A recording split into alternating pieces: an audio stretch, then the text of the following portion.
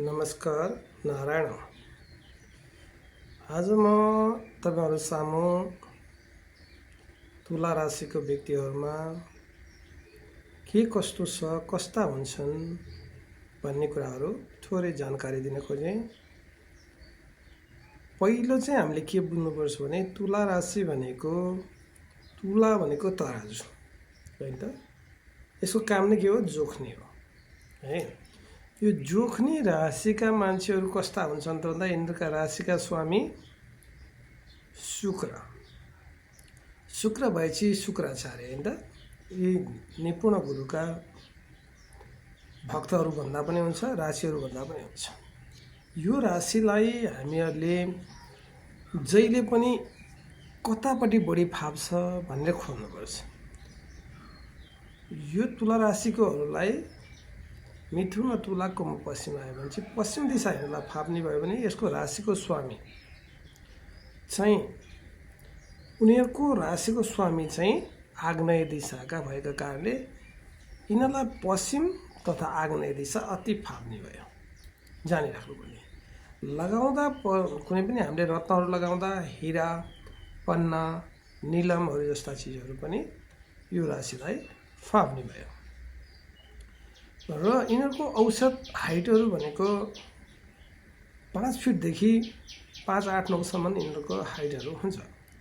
यिनीहरु न मोटा न दुब्ला हुन्छन्। तर यिनीहरुको शुक्र ग्रह बिग्रिएको चाहिँ कोही व्यक्ति छ यदि कुण्डली हेर्दा भने तिनीहरु चाहिँ अत्याधिक मोटा हुन्छन् है फेरि।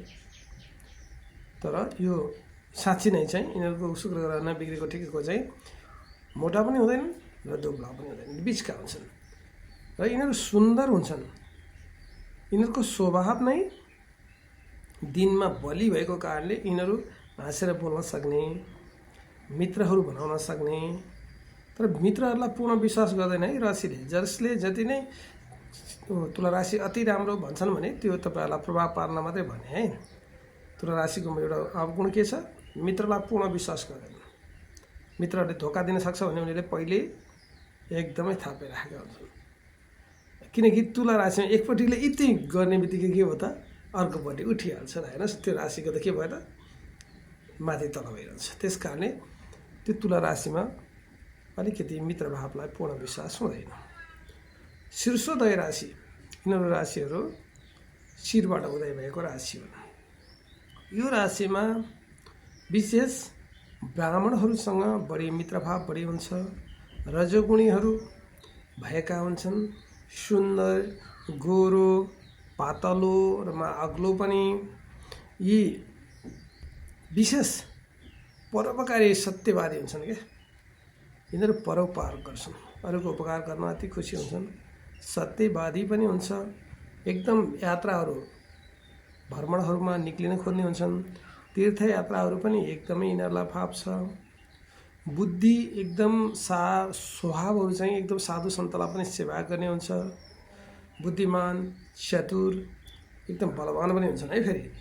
सहनशील हुन्छन्। अरु कसैले दबाए भने चाहिँ यिनीहरु सहन सक्दैनन् है। यी शान्तिप्रिय हो तर पनि परिवारजनको इज्जतको लागि यिनीहरुले जोगाउनलाई कति पनि झुट बोलेर भए नि त्यो आफन्तजनको इज्जत जोगाउनलाई मरिहत्ते गर्छन्। यिनीहरुले विशेष के बुझ्नु पर्यो भने रङहरुमा विशेष सेतो यिनीहरुलाई फाप्ने के भयो त हीरा, डायमन्ड हैन त। अब हीरा भने कस्तो हुन्छ त सेतो सेतो पानी कलरको हुन्छ। तिमीहरुलाई यो राशिलाई फाप्ने पनि सेतो पानी कलर नै हो। र लगाउँदा कपडा पनि त्यही नै फाप्छ। घरहरु सर्दाखेरि नि हामीले कता सर्न पर्यो त? कि हामी सिधै पश्चिमपट्टि सर्न पर्यो कि भने आग्नेयपट्टि सर्न पर्यो। त्यसले फाइदा गर्ने भयो। यो राशिका मान्छेहरु विशेष कस्तो छ त? पढाइ कस्तो पढ्न सक्छन् भन्दा पोलिटिकल साइन्स पनि पढ्न सक्छन्। र संगीत प्रिय भएको कारणले यो राशिको मान्छेहरुले संगीतमय पढाइ भनेको के त कलाकारिता एकदम फाप्ने भयो। डाक्टरहरु, नर्सहरु पनि एकदम फाप्ने भयो। तपाईहरुले कामहरु गर्दाखेरि विशेष सेतो चिजहरु गर्नुस्। उत्पादन गर्दा पनि तपाईको उत्पादन क्षमता बढी भएको कारणले विशेष के गर्नु पर्यो त भने सन्तानहरु पनि धेरै हुने सम्भावना भयो। अलिकति सञ्चालय भाव पनि बढ्ने भयो। किन भन्दा सन्तानहरु वृद्धि हुने अथवा धेरै सन्तानका मालिक हुने यो शुक्र ग्रह भएको कारणले अलिकति चञ्चल भाव पनि बढी हुन्छ र यिनीहरू क्षमता पनि बढी हुन्छ। वसन्त ऋतु एकदमै धेरै फाप्ने ऋतु। ऋतुहरूमा वसन्त ऋतुमा फाप्छ। चिजहरूमा भैँसी पालन, बाख्रा पालन, दुधजन्य चिजहरू दिने पालनहरू एकदम फाप्छ। पानी पनि एकदम फाप्छ। सङ्गीतहरू फाप्ने भएको कारणले तपाईँहरूले उपन्यासको लेखनहरू गर्न पनि सक्नुहुन्छ, कानुन शास्त्रको लेखन पनि गर्न सक्नुहुन्छ, नाटकीय सङ्गीत यी सबै गर्न सक्नुहुन्छ। उत्पादन क्षमता बढी हुन्छ, जुनसुकै कामहरू पनि गर्न सक्नुहुन्छ। तपाईँले मान्छेमा चाहिँ कान्छो कान्छीहरूलाई बढी पाटन गरेर काम गर्नुभयो भने अथवा त्यस्ता खालका विवाहदेखि हरेक कुरामा कान्छा कान्छीहरू पनि बढी फाप्ने हुन्छ।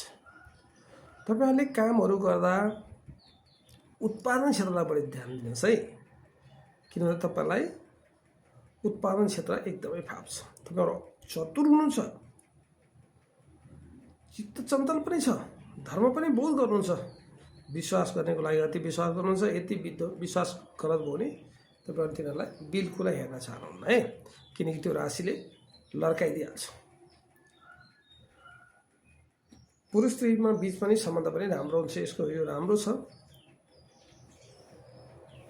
विवाहमा थोरै समस्याहरू आउँछ है तपाईँहरूको, किन भन्दा यो वैवाहिक जिन्दगीमा थोरै समस्या आउने राशि हो। तपाईँहरूको लागि 6 वर्ष, 26 वर्ष, त्यस्तै तपाईँहरूको लागि 36 वर्ष, 46 वर्ष, 56 वर्ष जस्ता वर्षहरू पनि तपाईँहरूको लागि थोरै घातक वर्ष हो। यो वर्षमा ठुला लगानीहरू नगर्नुहोस्। तपाईँको भाग्य उदय 25-26 वर्षमै हुन्छ है। फेरि तपाईँहरूको भाग्य उदय 25-26 वर्षमा हुन्छ। विशेष तपाईँलाई 25 वर्षले ठुलो कष्टमय वर्ष हो। रोगहरूमा विचार गर्नुहोस् है। तपाईँलाई बाथ रोगसँग सम्बन्धित भनेको नसासँग सम्बन्धित रोगहरू लाग्न सक्ने भयो। नसा भनेको त कफ, चिसो, कफ, रुगा, टन्सिलसँग सम्बन्धित रोगहरू लाग्ने भयो। आँखासँग सम्बन्धित पनि अलिकति रोगहरू लाग्न सक्ने भयो। त्यस्तै गुप्त रोग भने तपाईँलाई थाहा छँदैछ होला, गुप्त अङ्गसँग सम्बन्धित रोगहरू पनि लाग्न सक्ने सम्भावना बढी भयो। त्यस कारण तपाईँले के गर्नु पर्यो? इन्द्रायणी देवीको सेवा गर्नु पर्यो। इन्द्रायणी देवीको सेवा गर्नु भने तपाईँलाई एकदमै धेरै फाप्ने भयो। अब तपाईँलाई फाप्ने बारहरूमा शुक्रबार तपाईँलाई फाप्छ, शनिबार तपाईँलाई फाप्छ, बुधबार तपाईँलाई फाप्छ। यो बार गरेको कामहरू तपाईँलाई राम्रो हुन्छ। यदि तुला राशिको मान्छेलाई मीन राशि फाप्दैन, बिहिबार फाप्दैन है। मीन राशिलाई पार्टनर नबनाउनुहोस्, बिहिबार ठुला ठुला कामहरू नथाल्नु होला। यसरी तपाईँले काम गर्नुभयो भने तपाईँहरू धेरै राम्रो हुन्छ। सुन, चाँदी, मोती, जल, दुधसँग सम्बन्धित व्यापारहरू गर्नुहोस् है। तपाईँलाई अति फाप्छ नि। तपाईँले यो कुरोलाई लिएर तपाईँले काम गर्नु भने एकदम राम्रो भयो। कन्या, मकर, कुम्भ राशिहरू पनि तपाईँलाई धेरै फाप्ने छ, तर मीन राशि चाहिँ अलिक फापेन है। तपाईँलाई यो कुराहरू तपाईँले बुझ्नुहुन्छ। धेरै मान्छेले धेरै जानकारी दिनुहुन्छ। सबै कुरा, सबै हावाकुराहरूलाई चाहिँ पत्याउनु हुँदैन र टिकटकमा भाइरल बन्नलाई जे पनि बोल्न सक्छन् तीलाई चाहिँ नपत्याउनु होला। विशेष त्यो सही हो कि गलत हो, तर विज्ञ ज्योतिषसँग बसेको बेलामा तपाईँले सोध्नुहोस्, उनीहरूले आफै भनिदिन्छन्। अहिले चाहिँ तपाईँलाई थोरै जानकारी मात्रै दिएको हो, तर विशेष हेराउँदा मात्रै सबै कुरा बोल्न सकिन्छ। यो त विशेष जानकारी हो नि, तपाईँले बुझ्नु भएको छ। लास्ट, नमस्कार।